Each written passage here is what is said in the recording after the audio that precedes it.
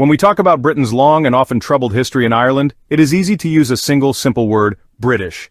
This term becomes a catch-all, a blanket thrown over a complex and multi-layered reality. But who were the British? Were they a monolithic force, a single entity acting with one mind and one will? Or was the reality far more complicated? The United Kingdom is, after all, a union of nations. It is made up of England, Scotland, Wales, and of course Northern Ireland. Each of these places has its own distinct history, its own culture, and its own relationship with Ireland.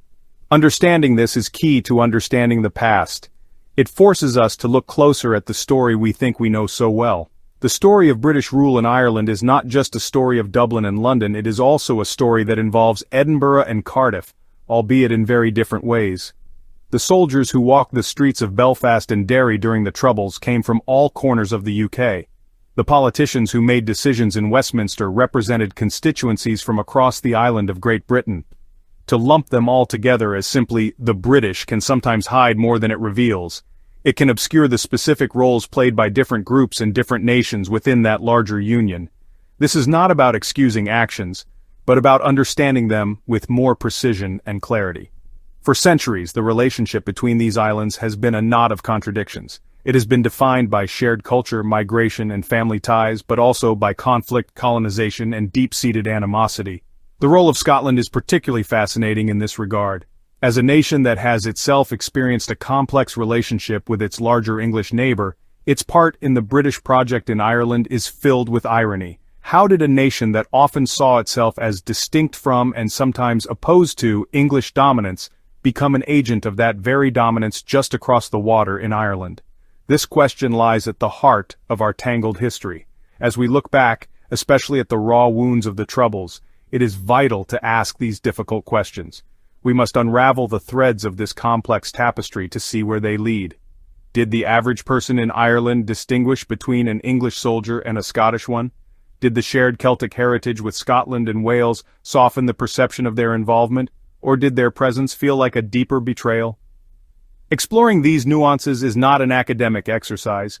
It is essential for understanding how the past continues to shape our present and our shared future on these islands, even today in 2025. It is about moving beyond simple narratives of heroes and villains. Make sure to hit that subscribe button for more content like this. In the popular imagination in Ireland, both north and south of the border, the finger of blame for historical wrongs has traditionally pointed squarely at one place: England. It is a simple and powerful narrative. England was the dominant partner in the Union, the seat of colonial power, and the source of the policies that caused so much suffering in Ireland over the centuries. From the plantations to the famine, from the penal laws to the black and tans, the hand of English authority is seen as the primary driver of events. This view is deeply embedded in Irish political culture, songs, and stories. It is a story of a small nation struggling against a large and powerful neighbor. This focus on England often means that Scotland and Wales fade into the background. They become almost invisible footnotes in the larger story of Anglo-Irish conflict. There is a general sense, perhaps, that they were simply dragged along by their more powerful neighbor. Wales, itself arguably England's first colony, is rarely seen as an enthusiastic participant in the imperial project. Scotland's case is more complex, but a similar logic is often applied. The idea is that the real power, the real decision-making, and therefore the real culpability rested in London. This perspective is convenient because it keeps the narrative clean and straightforward: Ireland versus England. However, this simple narrative doesn't always hold up to closer scrutiny, especially when you talk to people who lived through the Troubles in Northern Ireland. For them, the identity of the soldiers on their streets mattered. While the policies came from Westminster, the implementation was carried out by men from all over the UK. The accents they heard, the cap badges they saw, told a more complicated story. A soldier from Glasgow was not the same as a soldier from Liverpool or Cardiff. Their presence brought different historical and cultural baggage with it. Lumping them all together as Brits was a practical necessity of conflict, but beneath the surface people knew the differences were there.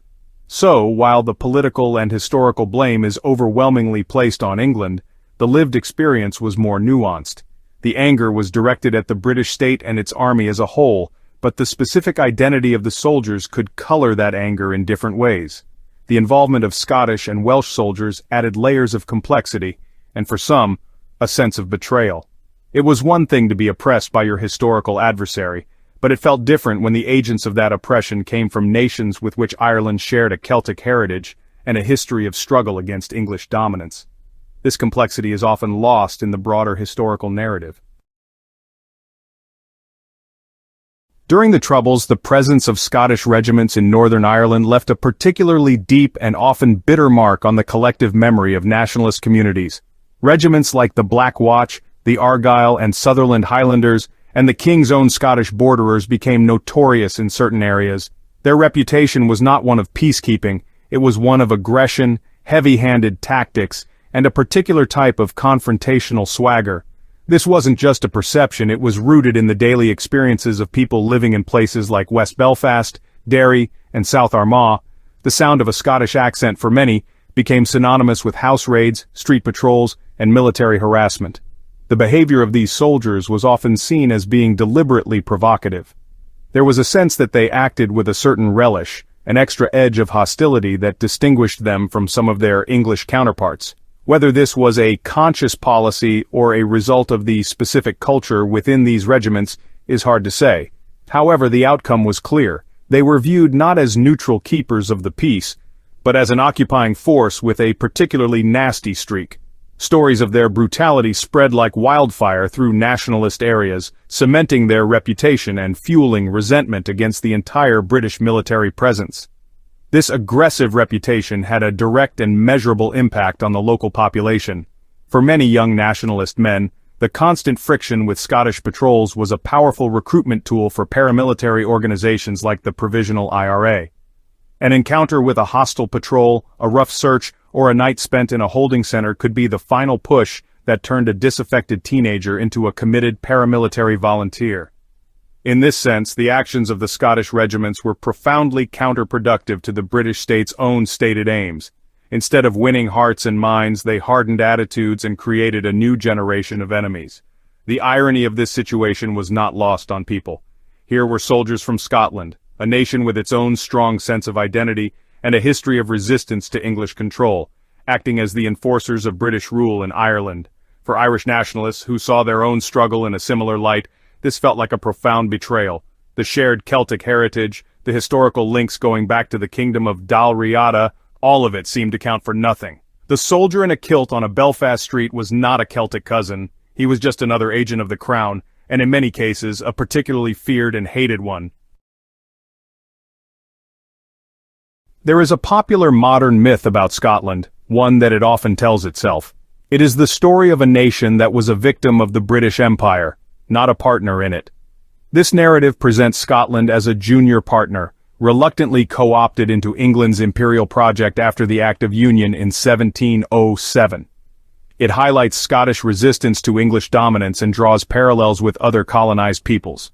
While there are elements of truth in this, it is a highly selective and misleading version of history. The reality is that Scotland was not just a participant in the British Empire, it was a driving force behind it, punching well above its weight. From the moment of union, Scots embraced the opportunities of empire with enormous enthusiasm.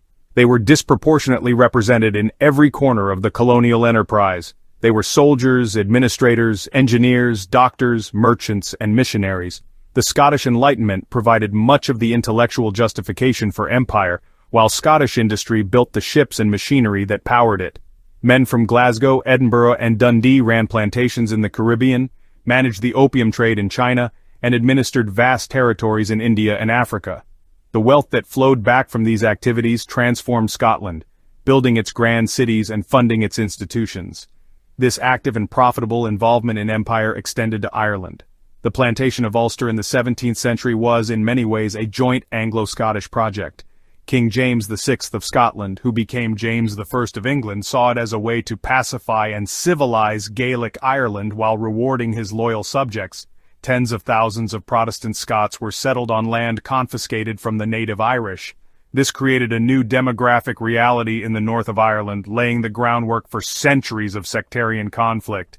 It was a clear act of colonization, and Scotland was at its very heart, not as a reluctant follower but as an enthusiastic leader. Yet this history is often met with a strange amnesia in modern Scotland. There is a reluctance to confront this imperial past. The focus remains on Scotland's own grievances with England, rather than its role as a colonizer elsewhere. This allows for a comfortable narrative of victimhood, which sits uneasily with the historical facts. For Ireland, this historical forgetfulness is frustrating. It feels as though Scotland wants to claim the cultural kinship of Celtic identity without acknowledging its role as an agent of the very empire that oppressed both nations.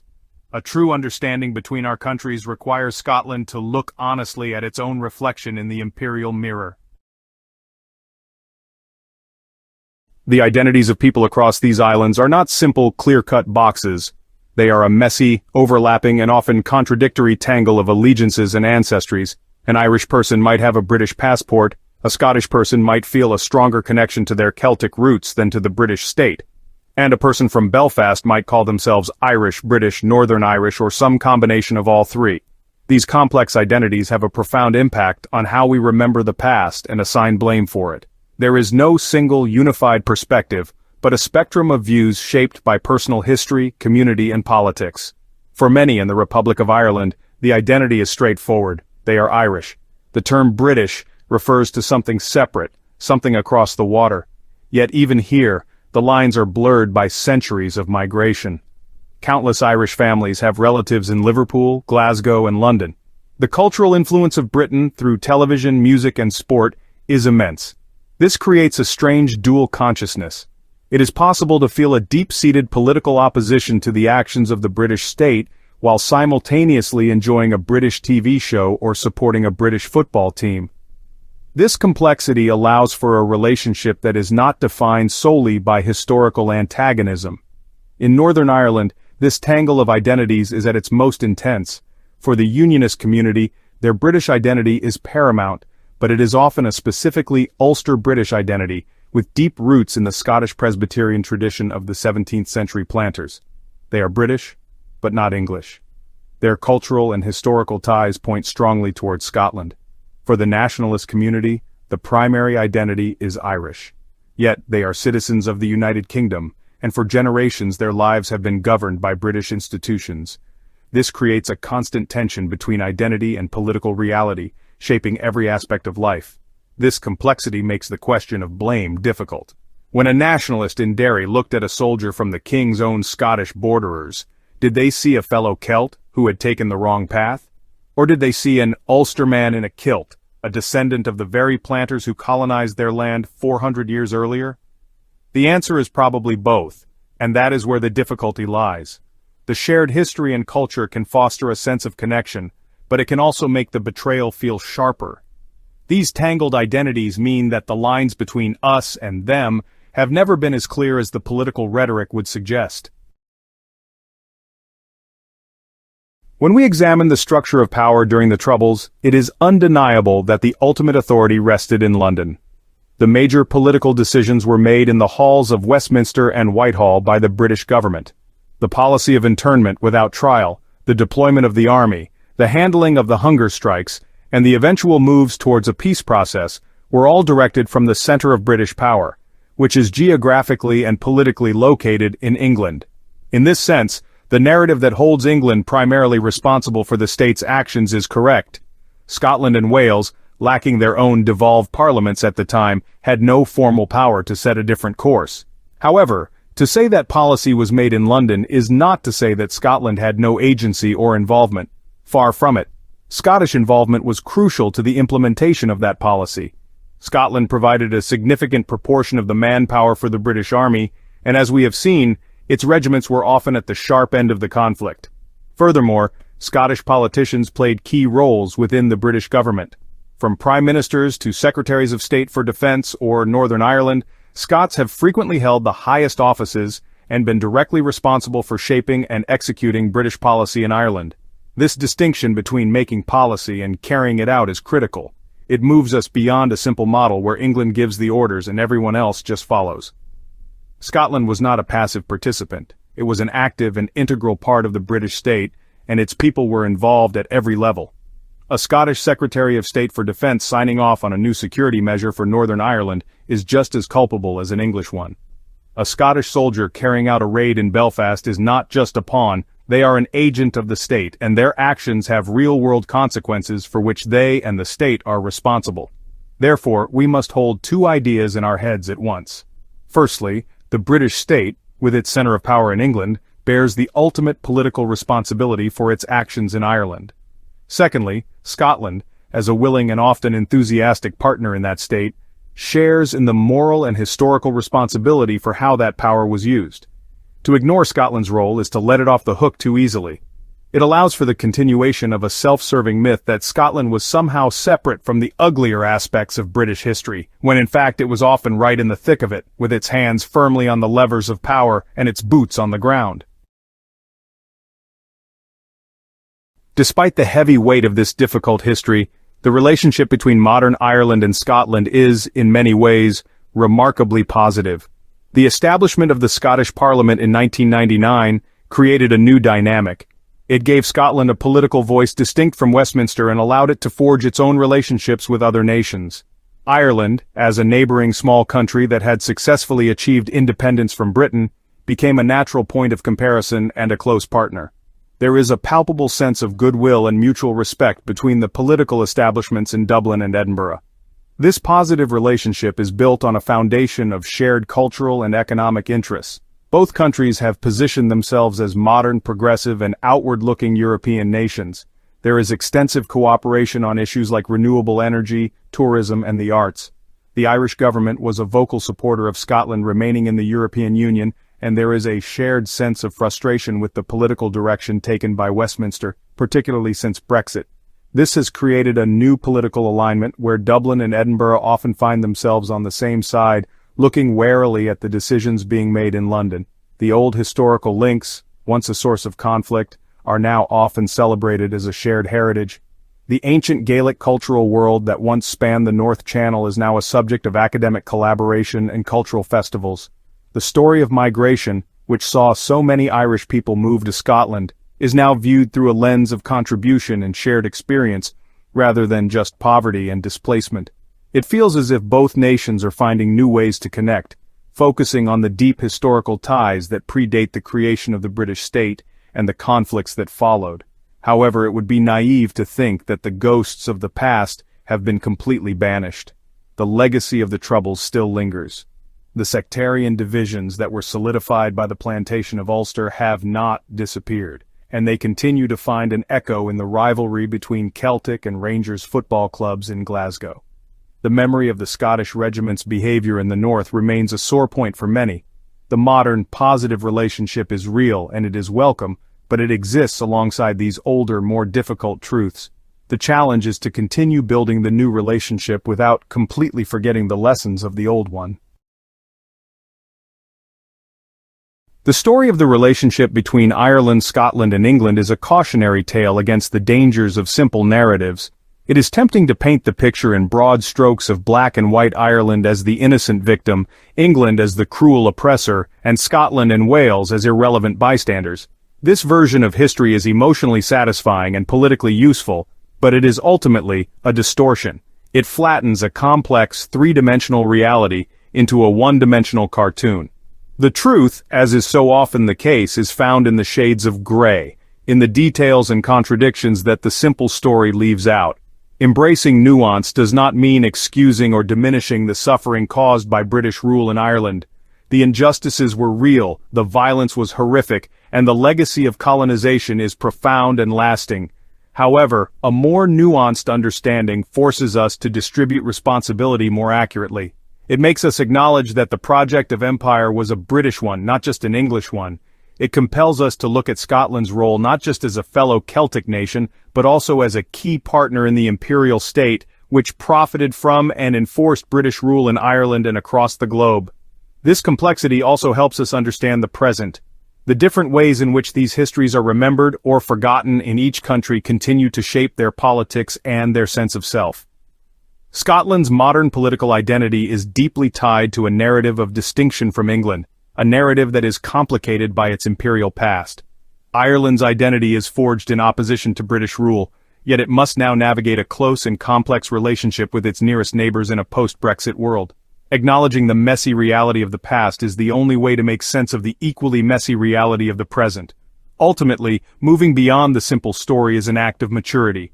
It requires us to abandon the comfortable certainties of old myths and confront a more challenging and ambiguous truth. It means accepting that nations like people can be both victim and perpetrator, colonized and colonizer. It means understanding that historical figures and groups acted with mixed motives and that their legacies are rarely straightforward. This is a more difficult path to take, but it is the only one that leads to a genuine understanding of our shared and tangled history on these islands. It is the necessary first step towards building a better future. Looking forward from today, in late 2025, the relationship between Ireland and its neighbors is more important than ever. The political landscape of these islands has been fundamentally altered by Brexit. Ireland remains a committed member of the European Union, while Scotland, which voted overwhelmingly to remain, finds itself outside the EU against its will. This has created a new set of shared interests and a common political language between Dublin and Edinburgh. Both see their future as being at the heart of Europe, and both must now manage a more distant and sometimes difficult relationship with the government in London. This new reality offers an opportunity to deepen the Irish-Scottish connection, moving beyond both the ancient enmities and the modern political friendship. It requires an honest conversation about the past, including the difficult parts. For a truly mature partnership to flourish, Scotland must continue the process of confronting its own role in the British Empire and, specifically, in Ireland. This isn't about dwelling on grievances, but about achieving a shared understanding based on historical truth. Acknowledging the actions of the Scottish regiments during the Troubles is not an attack on modern Scotland, it is a necessary act of historical reckoning that can clear the air for a stronger future. For Ireland, this means continuing to engage with the different parts of the United Kingdom as distinct entities. It means building on the strong ties with the devolved government in Scotland, and also with Wales, while managing the crucial and complex relationship with London. It also means looking at the Unionist community in Northern Ireland not just as an obstacle to Irish unity, but as a people with their own unique culture and a deep, centuries-old connection to Scotland. Understanding their sense of Britishness, which is so often an Ulster Scottish identity, is key to any prospect of lasting peace and reconciliation on the island of Ireland. Ultimately, the future relationship between our nations will be built on mutual respect, shared interests, and a willingness to face our complicated history together. The simple narratives of the past, which pitted Celt against Saxon or Irish against Brit, are no longer fit for purpose. We live in a world of overlapping identities and complex allegiances. By embracing this complexity, by choosing nuanced understanding over simplistic blame, Ireland and Scotland can forge a new path. It will be a path that honors the depth of our historical connection while building a partnership fit for the challenges and opportunities of the 21st century.